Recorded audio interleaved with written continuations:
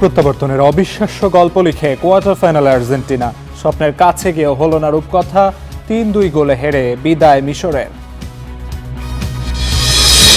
বৈরী আবহাওয়ায় স্থগিত চট্টগ্রাম বোর্ডের এইচএসসির পরীক্ষা। কক্সবাজারে পাহাড় ধসের ঝুঁকিতে ৩.৫ লাখ বাসিন্দা। বিধান থাকলেও ভারত পাকিস্তানের তুলনায় দেশে ফাঁসির হার কম। নারীর কার্যকর হয়নি কখনো, আইনি সুযোগের কথা বলছেন বিশ্লেষক। মিরপুরের মধ্য সেনপাড়ায় পানি নেই ২ সপ্তাহেরও বেশি, বিল দিয়েও দাঁড়াতে হচ্ছে ওয়াসার লাইনে, সরবরাহ স্বাভাবিকের দাবি। এক মাসে চালের দাম কেজিতে বেড়েছে ৫ থেকে ৮ টাকা। নাজেহাল ক্রেতা, একে অন্যকে দুষছেন খুচরা ও পাইকারি বিক্রেতা।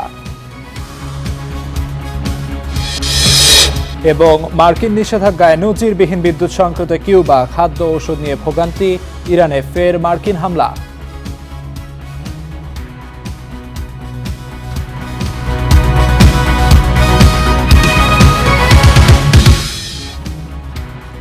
স্বাগত স্টার নিউজে, সঙ্গে আছি আমি আমিরুল ইসলাম আলী।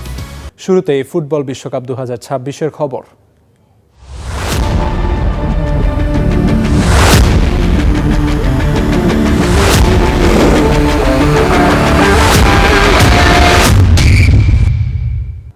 শ্বাসরুদ্ধকর ম্যাচে মিশরকে হারিয়ে বিশ্বকাপের কোয়ার্টার ফাইনালে আর্জেন্টিনা।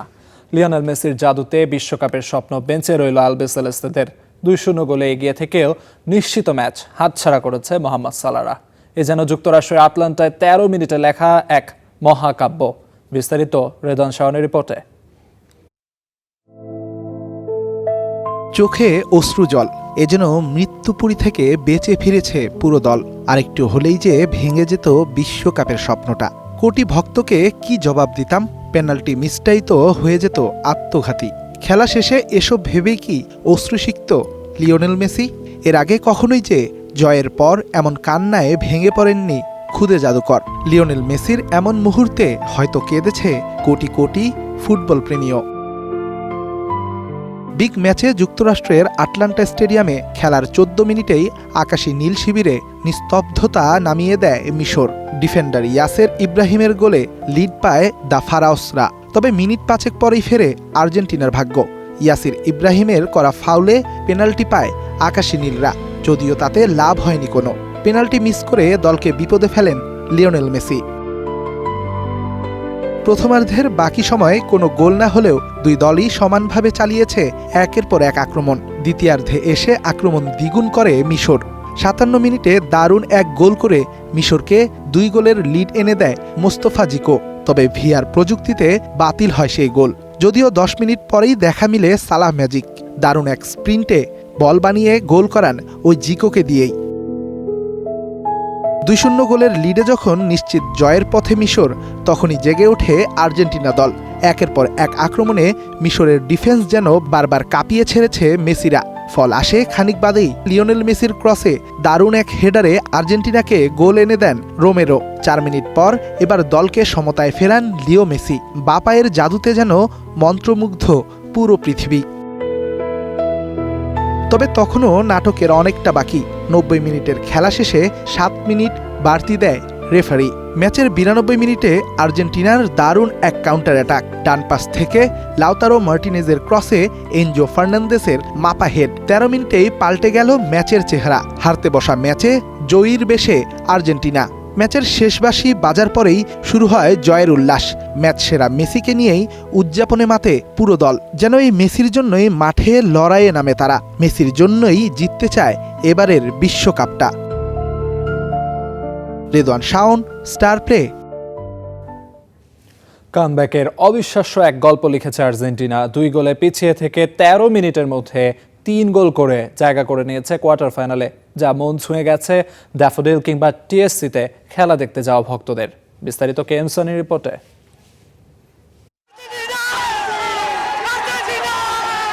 আশার আকাশে যখন ঘোর অমানিশা, ফিনিক্স পাখির মতো জেগে উঠে অসাধারণ এক জয় বিশ্ব চ্যাম্পিয়ন আর্জেন্টিনার। রাউন্ড অফ 16 থেকে কোয়ার্টার ফাইনাল, আরাধ্য ট্রফিটার দিকে আরও এক ধাপ মেসিদের। শেষ বাঁশি বাজতেই ড্যাফোডিলের অডিটোরিয়ামে আলবিসেলেস্তে ফ্যানদের গর্জন, যেন তারা জানতো এভাবেই ঘুরে দাঁড়াবে প্রিয় দল। চ্যাম্পিয়ন টিমের জন্য মাত্র 15 minute enough. 78 minute, 83 minute, 92 minute, enough! অবশ্য বিশ্বাসটা ছিল প্রথমার্ধ শেষেও, যখন এক গোলে পিছিয়ে আর্জেন্টিনা। মেসি করেছেন পেনাল্টি মিস, তখনও মেসিতেই ছিল ফ্যানদের ভরসা। যেভাবে ফ্রান্সকে আমরা ফাইনালে দিয়েছিলাম দুইটা, তারা কিন্তু প্রায় 74 মিনিট পরে কামব্যাক দিয়ে 3-3 করেছিল। সে হিসেবে এটা কিছু নয়, মাত্র একটি গোল, আমরা অবশ্যই পারবো। মেসি গোল করবে, আমরা জিতবো ইনশাআল্লাহ। আর্জেন্টিনাই জিতবে শেষ পর্যন্ত। ভাই কোনো ভয় নাই, মেয়েদের মার কিন্তু শেষ রাতে ভাই, উস্তাদের মার কিন্তু শেষ রাতে, আমরা ইনশাআল্লাহ কামব্যাক দিব। মেসিরা প্রমাণ করেছেন তাদের ওপর আস্থা রাখা যায়, তাদের নিয়ে ধরা যায় প্রতিপক্ষের সঙ্গে বাজি। তাই তো বুক চিতিয়ে এমন চিৎকার। আমরা যে কোনো সময় কামব্যাক দিতে পারি, আমাদের কাছে পর্তুগাল ব্রাজিল কোনো বিষয় না, only Argentina famous, Argentina love you Messi, love you love you. আজকের দিনে যদি গার্লফ্রেন্ডের সাথে ব্রেকআপ হয়ে যেত, এই ম্যাচের 1 ঘন্টা আগে যদি এই ম্যাচ দেখার পর মুভ অন করতে এক বিন্দু টাইম লাগতো না আর্জেন্টিনা ফ্যানদের। এই ম্যাচের পর কোনো ম্যাচ হতে পারে না। What a comeback, what a comeback. প্রেমিকা হতাশ করতে পারে, মেসি কখনো হতাশ করে নাই আমাদের, করবে না ইনশাআল্লাহ। চিত্রটা শুধু ড্যাফোডিলের নয়, টিএসসিতে খেলা দেখতে আসা দর্শকদের আবেগটাও একই।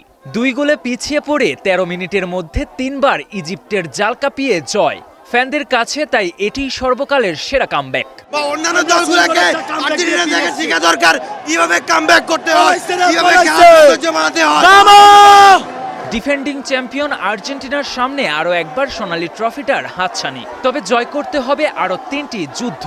তাই শুধু জয়ের আনন্দে গান না ভাসিয়ে অনেক ভক্ত স্কালোনিকে পরামর্শ দিয়েছেন ডিফেন্স নিয়ে কাজ করার। KM Soni, star play. Tie এলো ইনোভার, যেন আপনি লাইফে থাকেন রেডি প্রতিদিন। ইনোভার, designed for now. Penalty miss, পোস্টে লেগে ফিরে আসা ফ্রি কিক, সব বাধা পেরিয়ে শেষ পর্যন্ত লিওনেল মেসির জাদুতেই 2-0 গোলে পিছিয়ে থেকেও 3-2 ব্যবধানে মিশরকে হারিয়ে কোয়ার্টার ফাইনালে উঠেছে আর্জেন্টিনা। 1 গোল, 1 অ্যাসিস্ট এবং দুর্দান্ত অলরাউন্ড পারফরমেন্সে ম্যাচের মোড় ঘুরিয়ে দিয়েছেন মেসি নিজেই। শেষ বাঁশির পর তার চোখের জল যেন সেই অবিশ্বাস্য প্রত্যাবর্তনেরই আবেগঘন এক প্রতীক। বিস্তারিত গোলাম মোর্শেদের রিপোর্টে। আটলান্টা যেন এক ম্যাচে লিখে ফেলা হলো ব্যর্থতা, বিশ্বাস আর প্রত্যাবর্তনের মহাকাব্য। পিছিয়ে থাকা আর্জেন্টিনার 21তম মিনিটে পাওয়া পেনাল্টি স্পট কিক রুখে দেন মিশরের গোলরক্ষক মোস্তফা সোবেইর। এরপর মেসির ফ্রি কিক সরাসরি পোস্টে লেগে ফিরে আসায় আরেকটি বড় সুযোগও নষ্ট হয়। মুহূর্তের জন্য মনে হচ্ছিল বিশ্বকাপের মঞ্চে হয়তো এটাই মেসির সবচেয়ে হতাশার রাত হতে চলেছে। কিন্তু ইতিহাস বলে তিনি তো লিওনেল মেসি, প্রত্যাবর্তনের গল্প লেখা তো তাকে দিয়েই সম্ভব। পুরো 90 মিনিট যেন ছিল মেসি শো।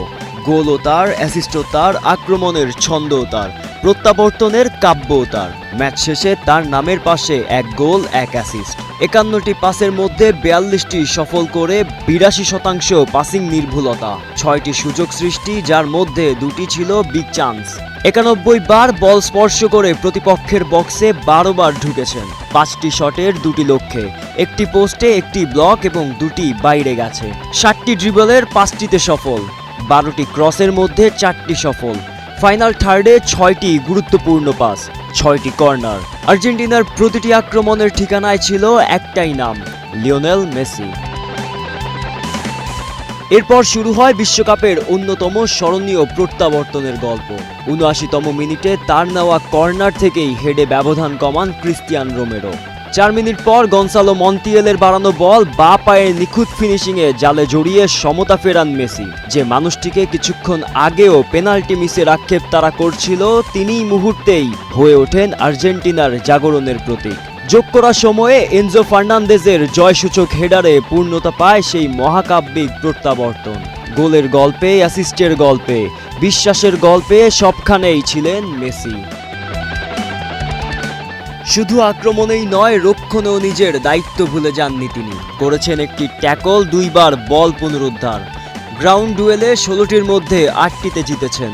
2 বার ফাউলের শিকার হলেও নিজে কোনো ফাউল করেননি। মাত্র 6 বার বল হারিয়েছেন। ম্যাচ জুড়ে প্রতিটি স্পর্শ, প্রতিটি পাস, প্রতিটি দৌড় যেন মনে করিয়ে দিচ্ছিল বয়স শুধুই সংখ্যা। ফুটবলের ভাষায় এখনও সবচেয়ে সাবলীল কবিতার নাম লিওনেল মেসি।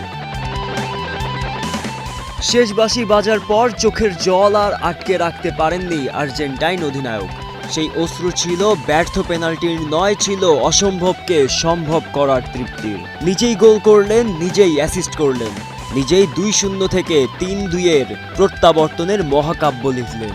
অর্ণবের গানের সেই অমর লাইন যেন নতুন করে সত্যি হলো, এভাবেও ফিরে আসা যায়। আর ফুটবল যখন অলৌকিকতার সংজ্ঞা খোঁজে তখন উত্তর হয়ে দাঁড়ান একটাই মানুষ, সেরাদের সেরা বাপায়ের জাদুকর লিওনেল মেসি। গোলাম মোর্শেদ, স্টার প্লে। আর্জেন্টিনা ও মেসিকে বিশ্বকাপে টিকিয়ে রাখতে চেষ্টা চালিয়ে যাচ্ছে ফিফা। ম্যাচ হারের পর এমন অভিযোগ করেছেন মিশর কোচ হোসাম হাসান।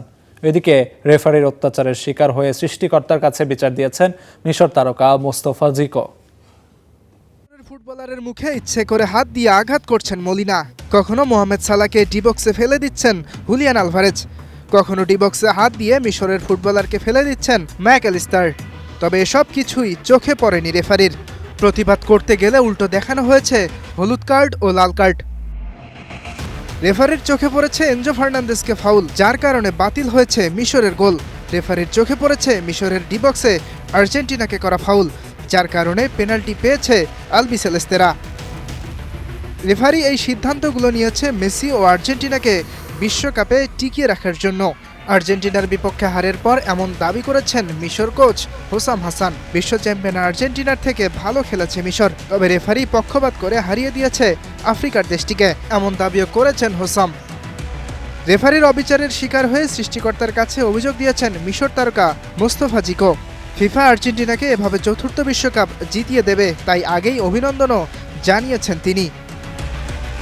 চলমান বিশ্বকাপে যতগুলো ম্যাচ জিতেছে আর্জেন্টিনা, প্রতিটি ম্যাচেই ছিল রেফারিং বিতর্ক। শুধু 26 বিশ্বকাপেই নয়, 22 বিশ্বকাপেও আর্জেন্টিনা চ্যাম্পিয়ন হবার পেছনেও ছিল ফিফার প্রভাব, এমন দাবিও তুলেছিলেন ফুটবল ফ্যানরা। ইয়াসির আরাফাত সবুজ, স্টার প্লে। বিশ্বকাপে 72 বছরের অপেক্ষার অবসান ঘটিয়েছে সুইজারল্যান্ড। ভ্যাঙ্কুভারে শেষ 16 নাটকীয় লড়াইয়ে কলম্বিয়াকে টাই ব্রেকারে 4-3 গোলে হারিয়েছে তারা। ফলে 1954 সালের পর প্রথমবারের মতো বিশ্বকাপের কোয়ার্টার ফাইনালে উঠেছে সুইজারল্যান্ড। নির্ধারিত 90 মিনিট ও অতিরিক্ত 30 মিনিট গোলশূন্য থাকার পর ম্যাচ করায় টাই ব্রেকারে। সেখানে কলম্বিয়ার দাভিনসন সানচেজ ও কুচো হার্নান্দেজ স্পট কিক থেকে গোল করতে ব্যর্থ হন।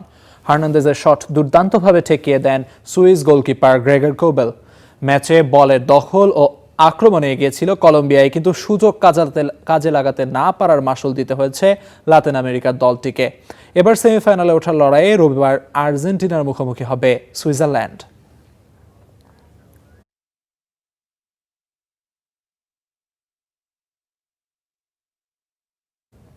বিশ্বকাপ এখন এমন এক জায়গায় এসে দাঁড়িয়েছে যেখানে ভুলের কোনো ক্ষমা নেই।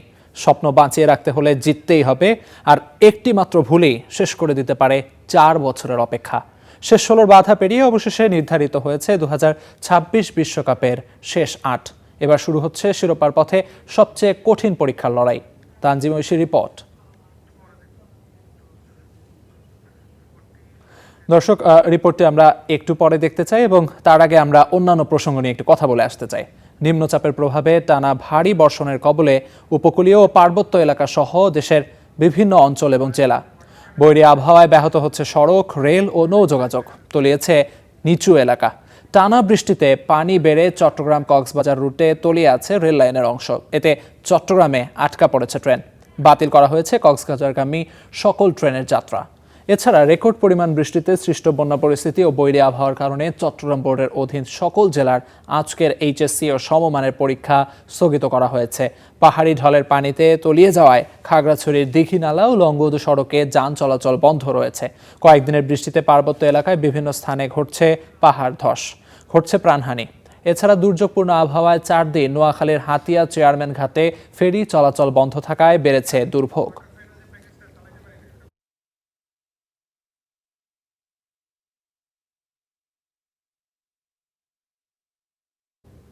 কক্সবাজারে পাহাড় ধসের ঝুঁকিতে 3.5 লাখ মানুষ। একের পর এক দুর্ঘটনা, প্রাণহানির পরও সরতে রাজি নয় কেউ। দাবি পুনর্বাসনের আর ব্যবস্থা নেওয়ার আশ্বাস প্রশাসনের। কক্সবাজার পৌরসভার খাজা মঞ্জিল এলাকা, পাহাড় কেটে অবৈধভাবে গড়ে তোলা হয়েছে কয়েকশো বসত ঘরসহ নানা স্থাপনা। কেউ বসবাস করছেন পাহাড়ের খাদে, কেউ বা খাদের নিচে, আবার কারো বসতি পাহাড় চূড়ায়। গড়েছেন কাঁচা কিংবা আধা পাকা ঘরবাড়ি। একের পর এক পাহাড় ধসে প্রাণহানির ঘটনা জেনেও সরছে না কেউ। আমাদের তো থাকার জায়গা নেই, আর এটাই তো আমাদের বসত বাড়ি এবং কিছুটা থেকে এখানে বড় হয়েছি, তো এটা ছেড়ে আমরা যাবো কোথায়? আমরা যদি সরকার যদি অন্যমিকা যদি এখানে জায়গা দেয় তাহলে আর গদ্দর পায়ে দিলে আর যেতাম। ওদের ঘর বিঠা নাই বলে, জায়গা জমি নাই বলে এই সরকারি পাহাড়ে তারা বসবাস করছেন। একই চিত্র রামু, ঈদগাঁও, উখিয়া, টেকনাফ সহ বিভিন্ন উপজেলায়। প্রশাসনের হিসেবে পাহাড়ের পাদদেশে ঝুঁকিপূর্ণভাবে বসবাস করছে 2 লাখেরও বেশি মানুষ। তাদের মধ্যে আছে রোহিঙ্গারাও। পরিবেশবাদীরা বলছেন, বর্ষা এলে ঝুঁকিপূর্ণ বসতিতে সরে যেতে কেবল মাইকিং করেই দায় সারছে প্রশাসন। এরপর সেই পুরনো চিত্র। তাই থামছে না দুর্ঘটনা, প্রাণহানি। যারা পাহাড়ে ঝুঁকিপূর্ণ বসবাস করছে তারা নিজেরা দায়ী রয়েছে, তার সাথে দায় এড়াতে পারে না বন বিভাগের জমির তারা থাকতেছে, তাদেরকে উচ্ছেদ করা হয় না। অন্যদিকে জেলা প্রশাসনের কিছু পাহাড় শ্রেণীর জমি রয়েছে, খাস জমি, এখানেও তারা দখল করে থাকতেছে, জেলা প্রশাসন থেকে উচ্ছেদ করা হয়নি। যদিও প্রশাসনের দাবি, পাহাড় ধসে প্রাণহানি রোধে সব ধরনের ব্যবস্থা নেওয়া হয়েছে। ঝুঁকিপূর্ণ বসতিদের পুনর্বাসনের আশ্বাস দিলেন জেলা প্রশাসক।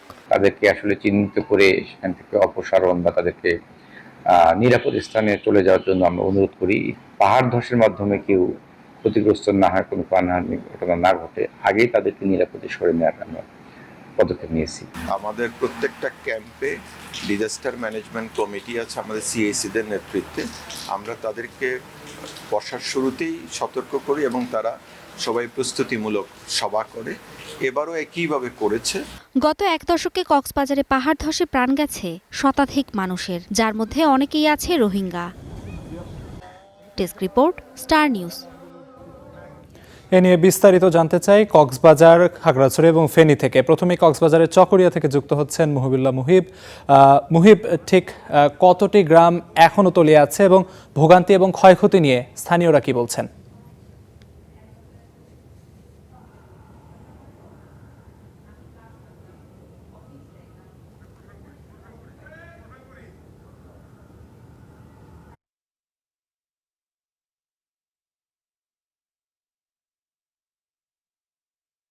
কক্সবাজারের যে চকরিয়া উপজেলার কুঠাখালী এলাকায় সকাল থেকেই কক্সবাজারে আসলে মুষলধারে বৃষ্টিপাত শুরু হয়েছে।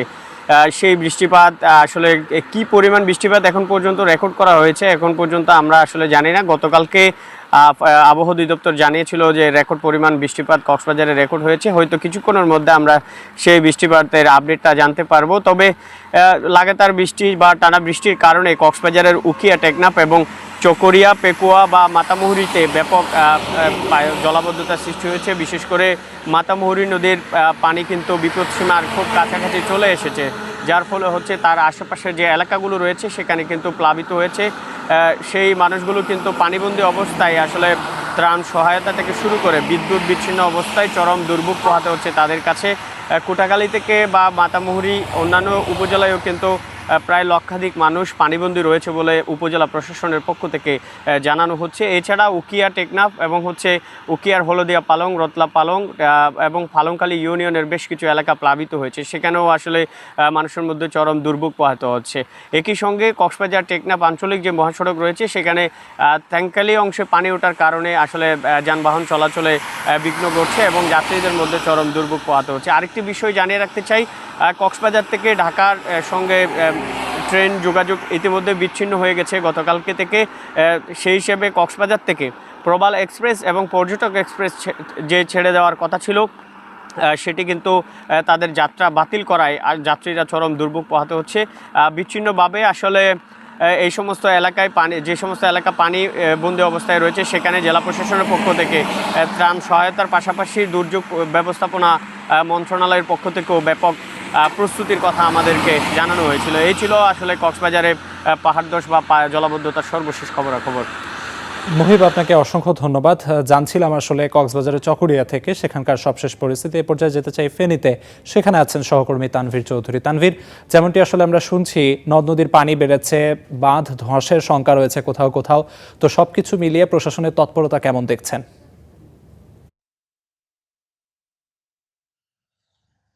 ধন্যবাদ।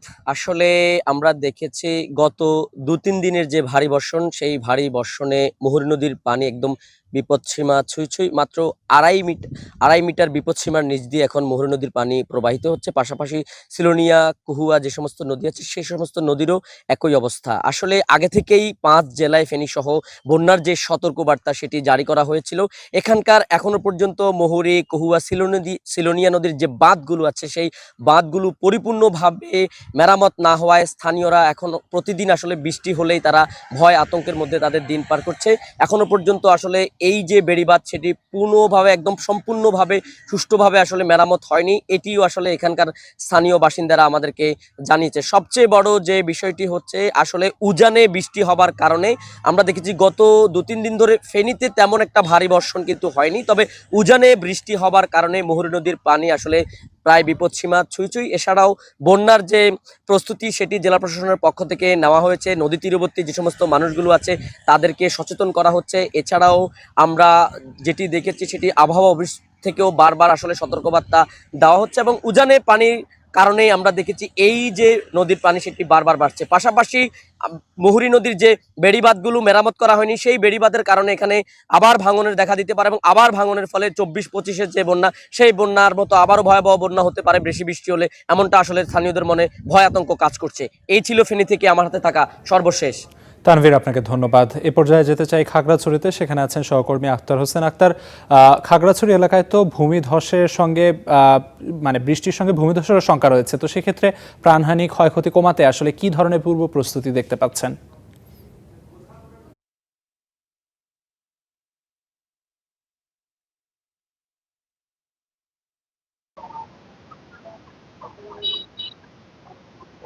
আরিফ, ঠিক গতকাল রাত থেকে ভারী এবং মাঝারি বৃষ্টি এবং সকাল থেকে মুষলধারে বৃষ্টি হওয়ার ফলে কিন্তু গত কয়েকদিনের বৃষ্টিপাতে খাগড়াছড়ির যে পাহাড়ি এলাকা সেই এলাকার মাটি কিন্তু বেশ কিছুটা নরম হয়েছে এবং পাহাড় ধসের একটি আশঙ্কা রয়েছে। এবং এছাড়াও খাগড়াছড়ি জেলা প্রশাসন যারা পাহাড়ের পাদদেশে বসবাস করছে তাদেরকে কিন্তু নিরাপদ আশ্রয়ে নিয়ে এসেছে।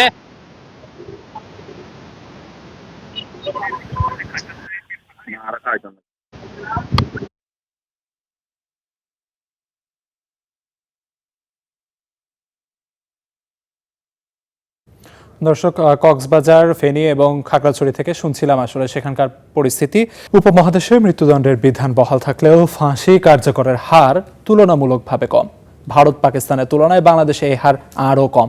দীর্ঘ বিচার প্রক্রিয়া, উচ্চ আদালতে আপিলের কারণেই অধিকাংশ ক্ষেত্রে মৃত্যুদণ্ড কার্যকর হতে সময় লাগে বহু বছর। এদিকে উপমহাদেশে এ পর্যন্ত নারী অপরাধীর ফাঁসি কার্যকর হয়নি।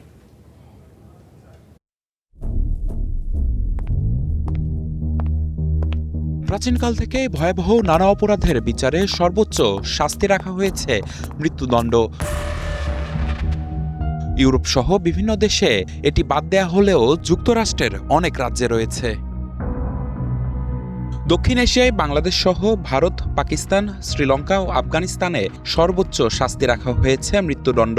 তবে বিচারে দণ্ড দেয়া হলেও সেটি কার্যকরের নজির অনেক কম। পরিসংখ্যান বলছে ভারতে গেল 2.5 দশকে মাত্র 8 জনের ফাঁসি কার্যকর করা হয়েছে। গেল 50 বছরে নজির নেই শ্রীলঙ্কায়। পাকিস্তানে অবশ্য 25 বছরে ফাঁসি কার্যকরের সংখ্যা 500-র বেশি। আর স্বাধীনতার পর থেকে গেল 54 বছরে বাংলাদেশে মৃত্যুদণ্ড কার্যকর করা হয়েছে 445 জনের, যার সবশেষ উদাহরণ 2023 সালে।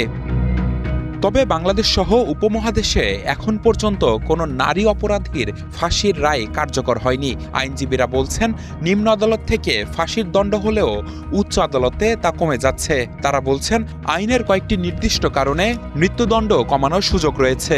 5টা গ্রাউন্ড যদি থাকে, এটাকে বলে হলো মিটিগেটিং সার্কামস্টেন্স আর অ্যাগ্রেভেটিং সার্কামস্টেন্স। তার একটা বাচ্চা এবং এই বাচ্চাটার বয়স হলো 1 বছর, তো সে তো 3 বছর 4 বছর পর্যন্ত মায়ের দুধ খায়।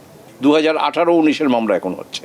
কোনো মহিলা প্রেগনেন্ট না থাকে বা তার বাচ্চা ফিডিং কোনো বেবি না থাকে, তাহলে সেই ক্ষেত্রে তাকে ফাঁসি দিতে আসলে আইনে কোনো রকম বাধা নেই। বর্তমানে দেশের কারাগারে মৃত্যুদণ্ডপ্রাপ্ত বন্দী রয়েছেন 92 জন নারী। এদের মধ্যে 86 জনের বিচার কাজ ঝুলে আছে হাইকোর্টে, বাকি 6 জনের আপিল বিভাগে। এই স্টেপগুলো যেহেতু আমাদের একটা লম্বা কিউ আছে এবং অনেক ক্ষেত্রে আরেকটা বিষয় আসে যে অনেক সময় দেখা যায় আসামি আপিল না করলেও জেল কোড মোতাবেক তাকে অটোমেটিক আপিলে করে শুনানি করে কনফার্ম করে তারপর নেক্সট স্টেপে যেতে হবে। স্বাধীনতার পর থেকে এখন পর্যন্ত বাংলাদেশে ফাঁসির দণ্ডপ্রাপ্ত কোনো নারী আসামির রায় কার্যকর হয়েছে এমন নজির নেই। নিম্ন আদালত থেকে ফাঁসির দণ্ড হলেও উচ্চ আদালতে এসে হয়তো স্থগিত হচ্ছে কিংবা সাজার পরিমাণ কমে যাচ্ছে। ভুক্তভোগী পরিবারগুলোর চাওয়া অপরাধীকে পুরুষ কিংবা নারী হিসেবে নয়, অপরাধী হিসেবেই গণ্য করা হোক। নিবিড় সাহা, স্টার নিউজ, ঢাকা। রাজধানীর মিরপুরের মধ্য সেনপাড়ায় পানি নেই 2 সপ্তাহেরও বেশি সময় ধরে।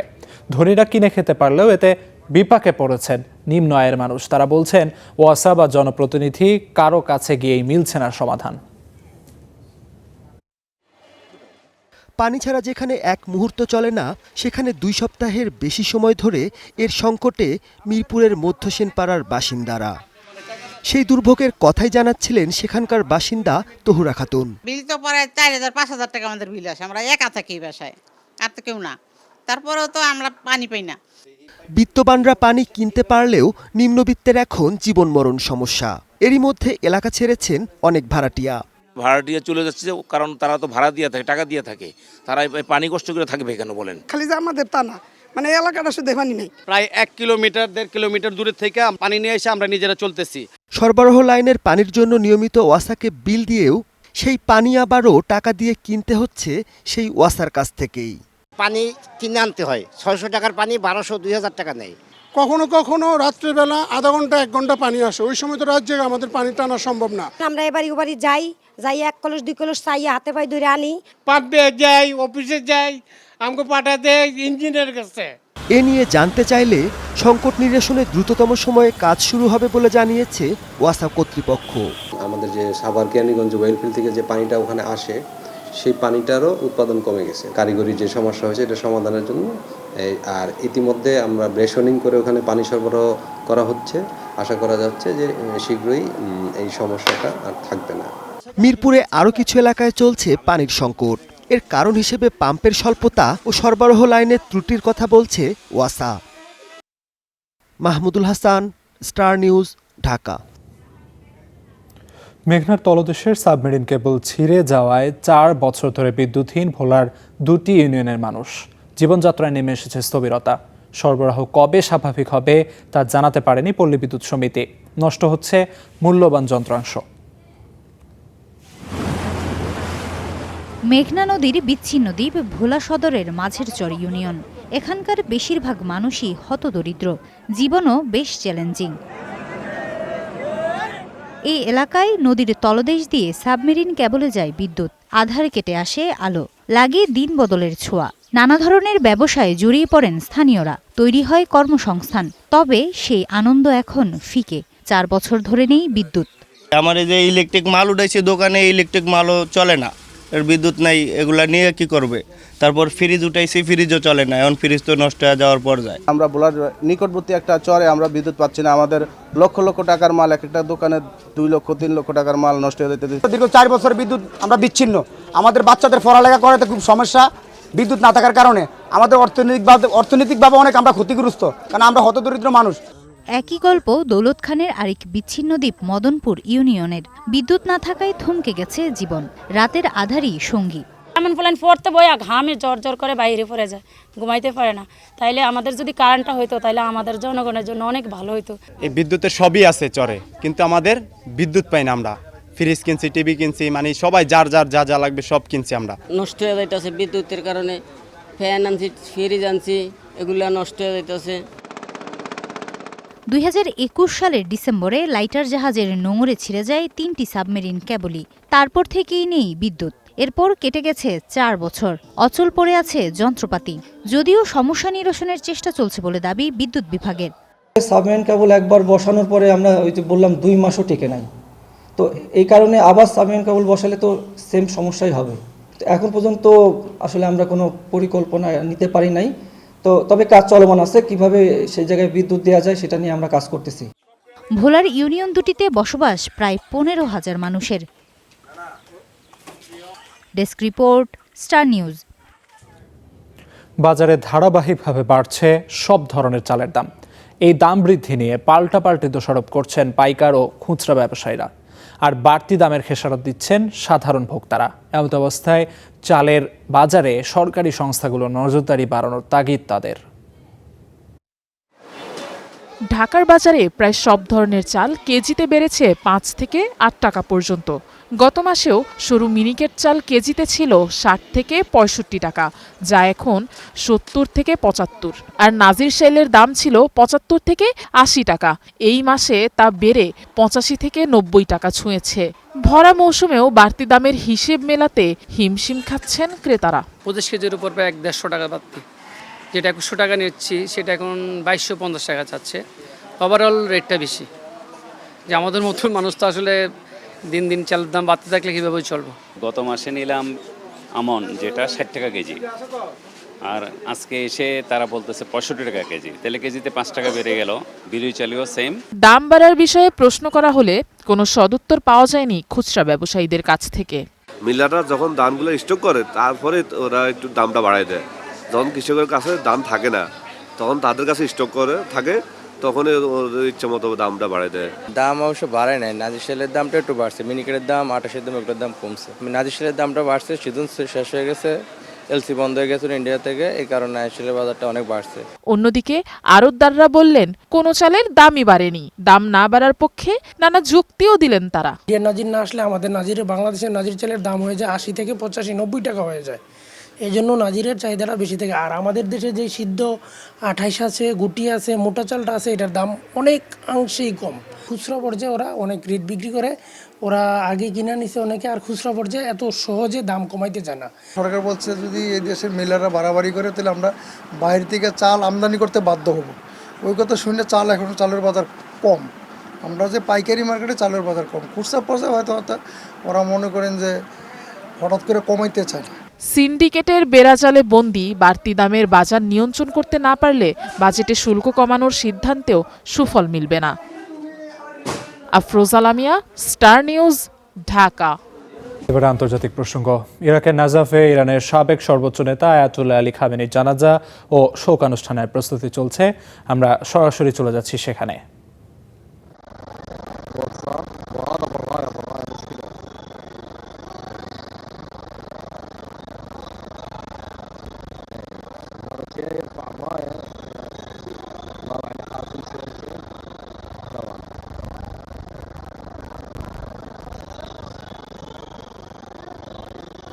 দর্শক, আপনারা দেখতে পাচ্ছেন এখানে ইরানের যে সর্বস্তরের জনগণ রয়েছে তাদের যে সর্বোচ্চ নেতা আয়াতুল্লাহ আলী খামেনির প্রতি শোক এবং শ্রদ্ধা জানানো, সেটি শেষে কিন্তু গতকালই ইরাকের যে শহর কোম এবং নাজাফ, সেখানে নাজাফে নিয়ে যাওয়া আজকে হয়েছে এবং কারবালায় নিয়ে যাওয়া হবে।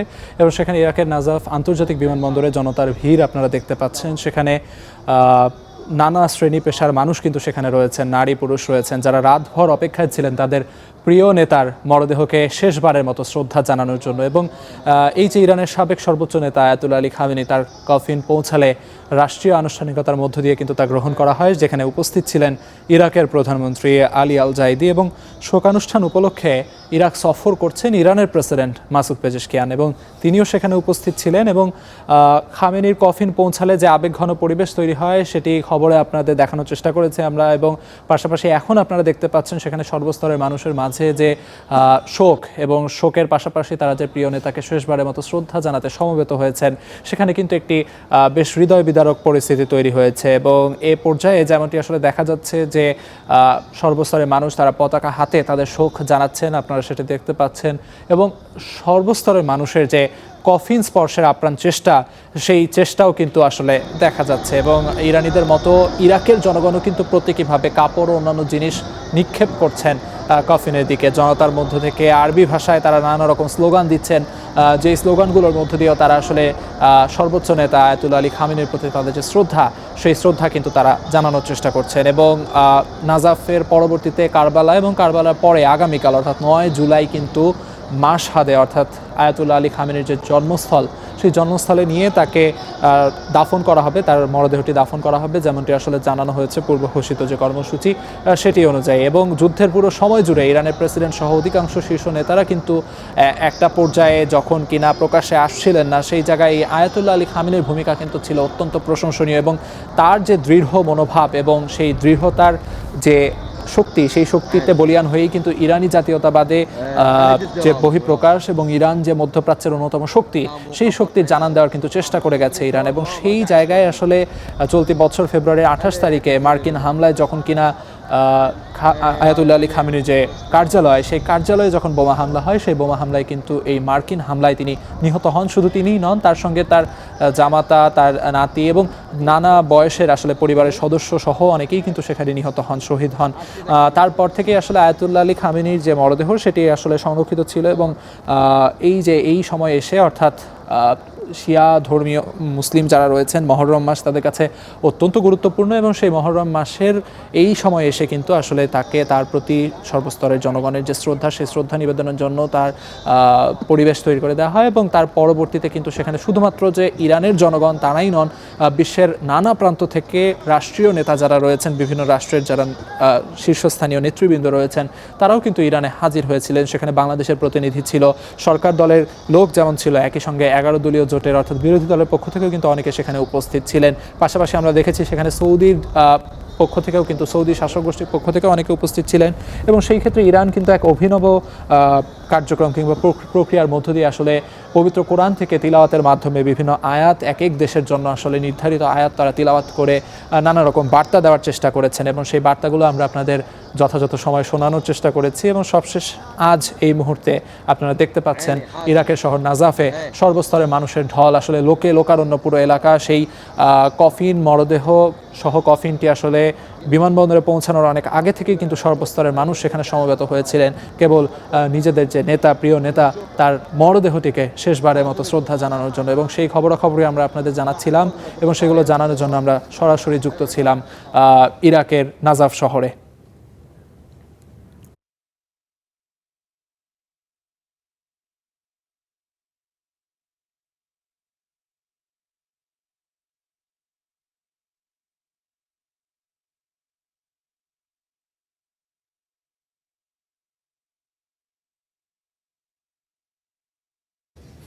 দর্শক, সরাসরি যুক্ত ছিলাম ইরাকের নাজাফে, যেখানে ইরানের সর্বোচ্চ ধর্মীয় নেতা আয়াতুল্লাহ আলী খামেনির শেষ শ্রদ্ধানুষ্ঠান চলছিল, দেখানোর চেষ্টা করছিলাম সেগুলোই।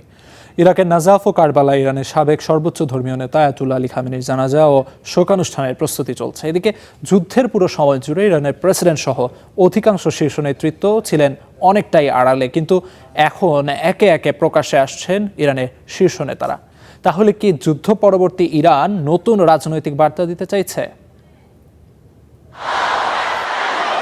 যুক্তরাষ্ট্র ও ইসরায়েলের যুদ্ধের সময় নিরাপত্তার কারণে ইরানের শীর্ষ নেতৃত্বের প্রকাশ্য উপস্থিতি ছিল খুবই সীমিত, কিন্তু ইরানের সাবেক সর্বোচ্চ নেতা আলী খামেনির জানাজা ঘিরে সেই চিত্র বদলাতে শুরু করেছে।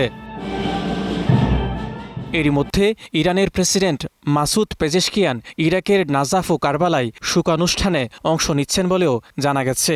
যুদ্ধ শুরুর পর পাকিস্তানে একদিনের সফরে গেলেও এবার এটিই তার অন্যতম গুরুত্বপূর্ণ বিদেশ সফর।